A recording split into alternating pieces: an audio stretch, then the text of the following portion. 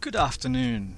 Winterview, back with another brief dialogue for his dear friend Annastacey as I drive my car around the backwaters of God knows where.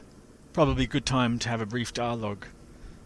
And I'm inspired as I drive around in the middle of nowhere to talk about progress, movement, getting somewhere, and so on and so forth. As a psychologist working in a clinical setting, there is a predominant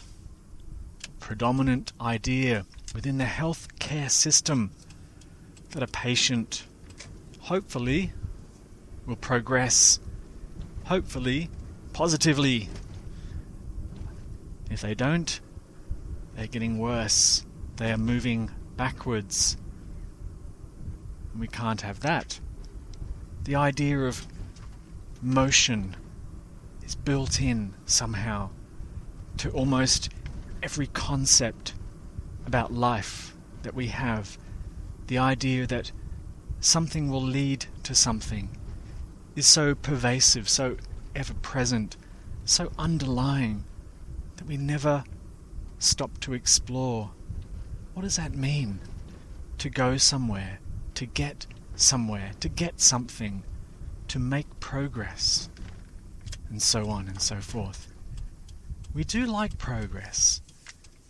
We like it in psychology, we like it in health when someone makes positive progress. They report to you, I'm feeling better today. Yesterday I was feeling terrible, but today I'm feeling better. And we like it even more when they say it was because of us. Because of what you did, I'm feeling better. And we smile humbly, of course, and don't take any credit, because that's just not how we roll in psychology. But is it true? Are they getting better? How are they getting better? How do I know they're getting better?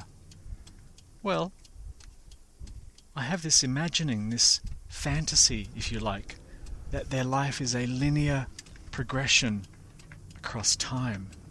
And on top of that fantasy, I imagine that their mood is a linear progression that correlates with the course of their life. The course of their life can be plotted in emotional terms, a sort of continuum of mood, up and down and steady, then down, then up, and so on and so forth across time. And in that way, when I imagine that, I can now plot it like on a chart. Yesterday you were down, the day before you were even lower, and the day before that even lower. But looking at your chart, that's a steady improvement. You're improving. You're getting better. You're on your way somewhere, because I'm also imagining for you tomorrow. And if you keep on this trajectory, I could say you're improving. Isn't that wonderful news? And of course, it is wonderful news. And that's how it is in the space-time realm. Full of imaginings, you might notice. Everything I just said was an imagining, a concept, a thought about how a person's life is, how a mood is, how time is, how space is, and so on and so forth. Everywhere we look, everywhere we imagine, with ourselves placed at the center of life, everything is in proximity to us. Everything is in some way vectored outwards from where we stand. The world exists over there, out there, across there, somewhere. The distance between objects and places is time. It takes time to traverse between objects. The whole space-time realm strongly hints at or implies or suggests motion. And motion is imagined very easily. The mind handles the concept of movement and motion naturally, effortlessly. The mind sees the world in motion, but at the same time objectifies and reifies that motion very easily. We can look at the past and sweepingly summarize it in one or two words. The past. It's a whole tract of years that's gone by, and it's now the past. We can experience mind-numbingly slow durations by not conceptualizing in chunks like now or then, and just literally watching minutes tick by on a clock face. That experience would be painfully boring, probably. And again, we can alter our very experience mentally by changing the way we conceptualize time and space. So that points to the conceptual nature of motion in general. And of course, that underlies all ideas of progress. The other funny thing too is the interpretation of motion. There's another layer of cognitive filtering that goes on. To give you an example of what I mean, is that my definition of fast might be your definition of slow. I might think of myself as doing things rather quickly, but relative to someone else, I could be extremely slow at it. So when they watch me, they're thinking, God, he's taking forever. And yet, there could be someone even slower than me. And when I look at them, I think, God, they're taking forever to do things. So there's an interpretative, I don't even know what the word is, quality to experience of motion and progress. And that brings us to, I guess now, the spiritual search, the pathway to some sort of spiritual goal, whether it's liberation or our ideas of liberation, enlightenment, etc. How is it possible that such a path exists? How is it that a goal exists? Just got struck by a pebble mid-speech there. That's annoying. I wonder if it cracked my windscreen. There's a little chunk missing. Anyway. I lost my train of thought. How is any of that understood?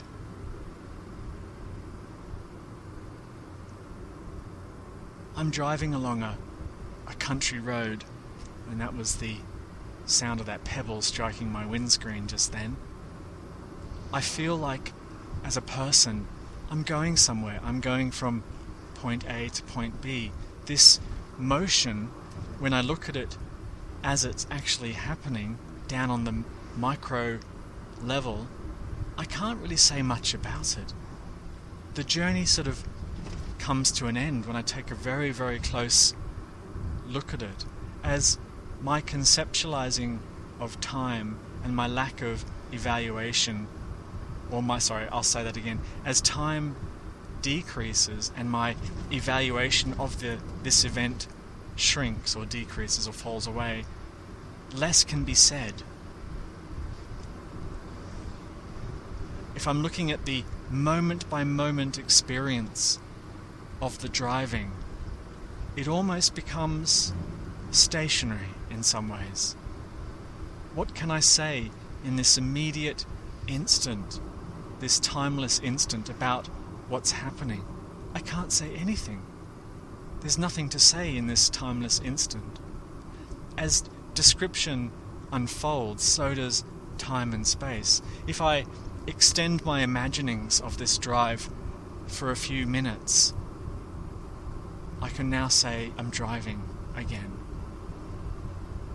If I extend my imaginings of this journey for an hour, because this journey will take about an hour, I could actually summarize it as I'm on a journey. This is my trip between this office and the next office, because I'm at work today.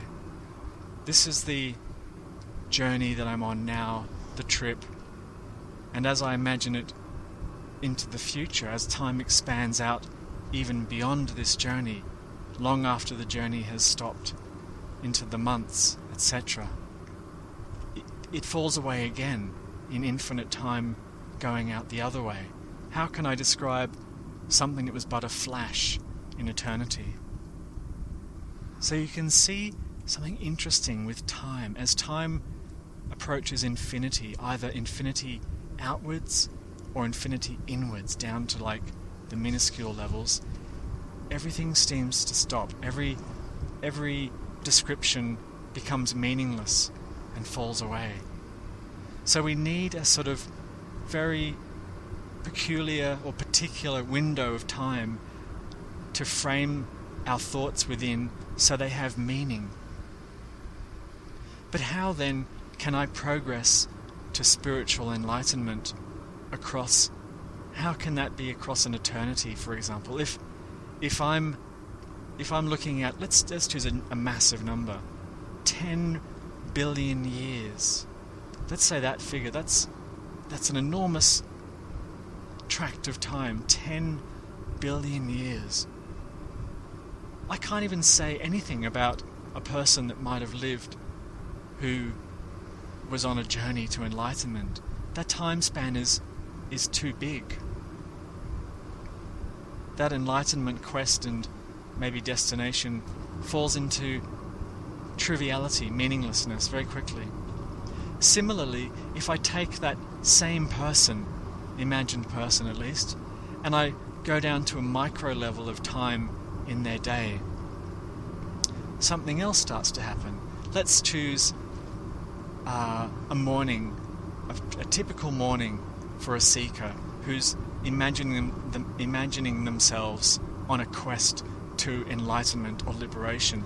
As we shrink time down, let's say they're eating breakfast at the breakfast table, and we're slowing time down, and they're lifting a spoon from a bowl of cereal towards their mouth, and within that time slowing down, the spoon is moving at a rate of 0.000000000001 micrometers per minute, or per hour even. You know, like a speed that's so slow that it blows the mind. It can't even think of such a slow speed. At that level of slowness, am I on a spiritual journey still? Do I even exist at that speed? I can't even imagine my existence at that speed. Isn't that funny? So as we play with the idea of time, just conceptually, it blows our concepts out of the water very quickly. All these grandiose ideas that I'm on my way somewhere, etc., no matter whether it's spirituality or any endeavor, become a fantasy or a fiction. So we have to hold our concepts very rigidly in some ways in order to be able to conceptualize something called a journey. The next problem, you might say, is how do we mark progress? Or is there such a thing as progress at all? This is where it becomes extremely mentalized and conceptualized. This idea of progress is extremely subjective. We don't know what we're looking for, and if it's enlightenment is the goal that we imagine, what would mark out progress to such a goal? And even if we use very pedestrian definitions of enlightenment, sort of very almost childish definitions, like I will be unified with God's love or something like that when I'm enlightened, how do we even mark that across time? Do we have levels of unity of God's love? Is that a thing? Like, can you even mark that out? And where have you started from? Can you be down in the depths of God's love? Can you be so far from God's love that you're nowhere near God's love? Is that even possible? How can you be away from it? You're always in proximity to it. Isn't that funny? You're always in proximity to it. So where in proximity to it do I imagine myself to be today? And in 10 years, where am I? These concepts aren't often considered by the spiritual seeker. They don't think about it in this level of detail typically. They just kind of know that they're on their way. I'm seeking something. Even the idea that there is a seeking is a fiction in a way. If we make a concession to the existence of a person, which in other dialogues we've refuted that, but let's just roll with it. Let's say there is a person there who is seeking. What does seeking look like? What is that experience in the day-to-day? Is it a constant sort of thought in the mind? I want enlightenment. Or does it come and go? Is it pop in and out of one's awareness? That second description seems a little bit more accurate or more apt in a way, doesn't it? That's how thoughts are. They just pop in and out of awareness fleetingly. Sometimes there might be a big string of thoughts or thinking, and then there might be big spaces where there's no thinking, or just thinking about something unrelated. I've got to do my tax return this morning, so I'm not spiritual seeking then, I'm actually doing my tax. But later, at 4 o'clock when I go to my meditation group, that's when my seeking will start again. But that's silly, because I must always be, if I'm a seeker, I'm always seeking. So I must have been seeking while I was doing my tax return. Wait, that doesn't make sense, because I didn't think about anything particularly religious or spiritual when I was doing that this morning. So I don't know. Am I a seeker? I don't know. It all becomes very confused and messy when you really start to put it under the microscope. So is there any seeking? Is there actually a process of seeking? Is there even a journey? We can barely find this entity called the journey when we look at it. We know that if we hold lots of things constant in a very constrained way, there appears to be a journey for a seeker towards an imagined end goal of enlightenment. But that's holding a lot of things, a lot of variables very sort of rigidly. If I hold time loosely in a certain way, and the idea of progress sort of in a certain way, and the idea that I'm here now and I'm going to get somewhere later, if I hold all that constant, then yes, I guess I'm spiritually seeking.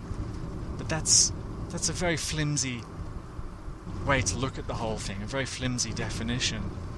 It seems that it's more mysterious to me when we really step back from the whole thing. It's a lot more mysterious. We don't know really if there's such a thing as a person in the middle who's doing anything or seeking anything. We know that certain thoughts at certain times of the day pop in and out of our heads, but that's not constant, that's highly variable, and the thoughts can change. Some of them can be similar. And we don't even know what the goal is. We've never experienced the goal, so we don't know really what it is. So we don't know if we're actually moving towards or away from, or we don't even know if it actually exists. We take it on faith that it exists, and we don't know how to mark out progress. How does one do that? And overall, if we look at it across time, does it even matter? What does it matter if one person in one drop of water and time out of infinity found enlightenment? What does it even matter? It seems so trivial put into that perspective, but that's only framed in the time-space realm. What the final question, I guess, is the destination of this imagined progress. Can someone arrive somewhere, is the question. How does a person arrive anywhere? It's all very imagined, to my thinking at least. I'm on my way to a meeting. How will I know when I get there? How will I know that I'm there? Will it be when I pull into the driveway? Will I go, I'm here? Or will it be, I've parked my car, I've got my bag, I've entered the building, I've signed in, I'm here? Or will it be when I've signed in, I go to the meeting room that I'm on my way to, sit down with my clients, and I'm here? When is it? And that might seem like a trivial point in a way, but it actually is the crux of the entire thing. Where do I draw the line in that whole thing? And if I stretched that time out back to the old example of 0.0000001, millimeter per hour, that becomes a vast amount of time that I've just described between parking and walking in the door. And in that vast amount of time, I had to somehow imagine I'm here. And I had to know that subjectively. Here I am. This is it. I've arrived. So the end point to a journey is not certain. I didn't even define it in my mind before I set out. So I just have a vague notion of what it is.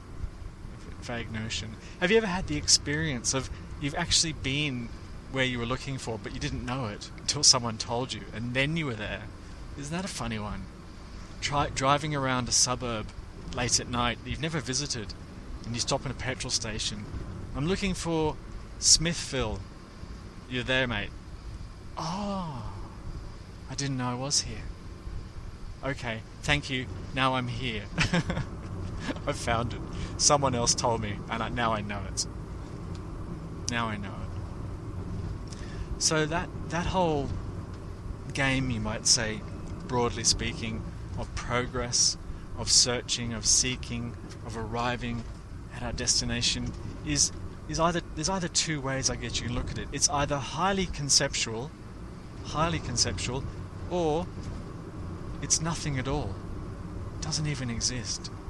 It's a whole fiction played out, a fantasy, if you like. Maybe there's a third way that I might just flag briefly, that it appears to be happening.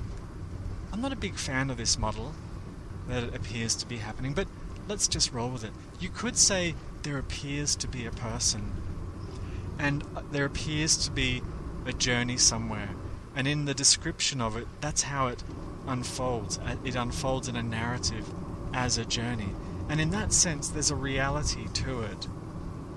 But then when we're in the world of appearances and everything is apparent, then it comes back to a big so what? Everything's apparent then. And if everything's apparent in that way, then nothing's happening. Nothing's happening at all. Anyway, my throat is getting dry and I so need a coffee. And I so don't want to go to this meeting. But that's life.